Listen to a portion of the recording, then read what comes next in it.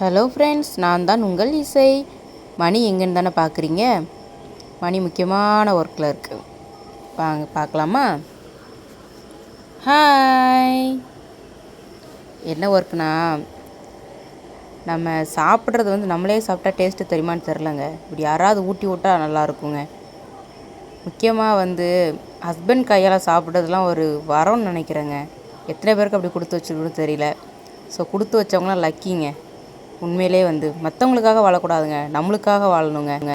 என்னோடய ஹஸ்பண்டுக்கு நான் குழந்த தாங்க. அதே மாதிரி எத்தனை பேர் அவங்கவுங்க ஹஸ்பண்டுக்கு அவங்கவுங்க குழந்தைன்னு தெரியலங்க. ஸோ அதெல்லாம் ஒரு வரமான லைஃபுங்க. ஸோ அந்த லைஃப்பை சந்தோஷமாக வாழணுங்க. ஏன்னா அந்த லைஃப் ஒரு தடவை தான் கிடைக்குங்க. அதை நம்ம சந்தோஷமாக வாழணுங்க. அது உங்களுக்காண்டி வாழுங்க. ஆமாம், உங்களுக்காக வாழுங்க, யாருக்காகவும் வாழாதீங்க. சரிங்களா?